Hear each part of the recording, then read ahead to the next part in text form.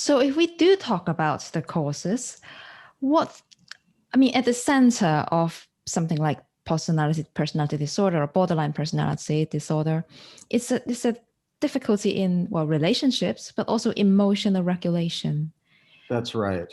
And That's both right. anecdotally, experientially, and statistically, we know that there is a link between childhood complex trauma or neglect with this type of distress. Why do you think that Absolutely. is? Why would someone being abused or neglect cause problem in emotional regulation?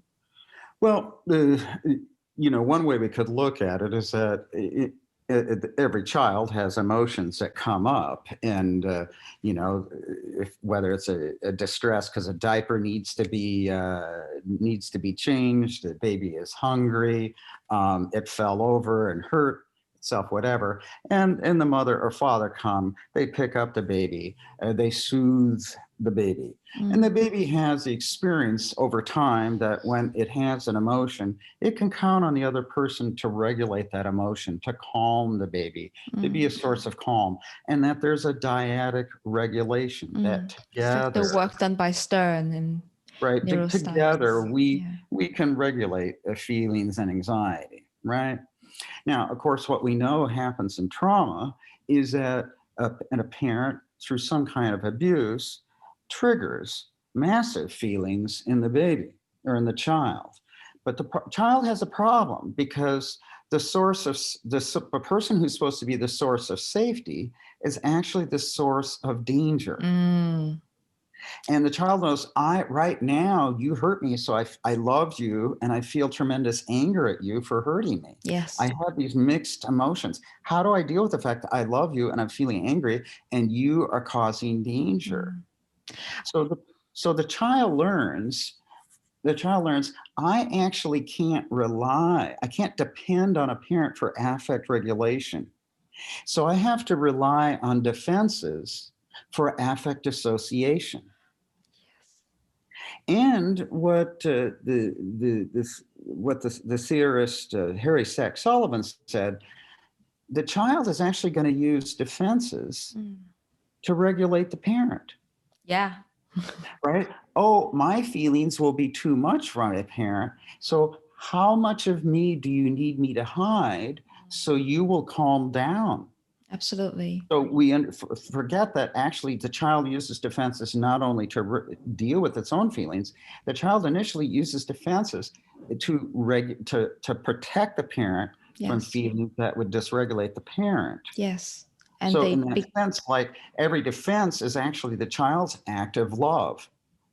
How much of my feelings do I need to hide so you could love me? If I turn my anger on myself, can you love me now? If I send the feelings out of myself and I empty myself, can you accept the absence that's left? It's terribly sad, but very moving when you put it like that. And you're right, that's the beginning of the development of what's Winnicott called the false self, That's right. It's like, oh, you can't deal with who I am. So how much of me do you need me to remove so you could deal with the false self that's left? Yes. And then, of course, the child, is simply, these defenses are just a way of adapting. Right. And the earlier these traumas happen, right, the more severe these defenses have to be, the more severe the trauma or prolonged, the more severe these defenses have to be. The more entrenched, the codependency. Well, they're always going to be entrenched because they're unconscious, but the earlier they are, the more likely you're going to have splitting. The earlier the trauma, the more likely you're going to have splitting and projection. If trauma happens like after about 8 years old, the child is going to have a very different set of defenses. Which might be what?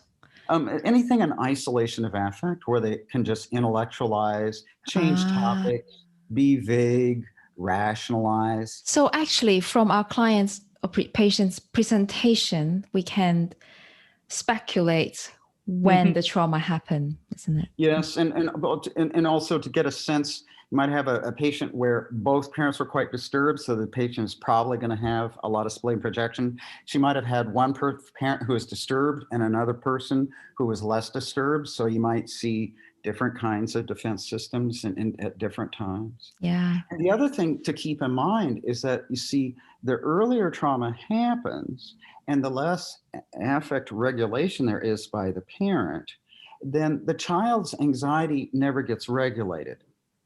And when anxiety doesn't get regulated, the body doesn't return to homeostasis. It remains in a permanently elevated level of anxiety that we call allostasis.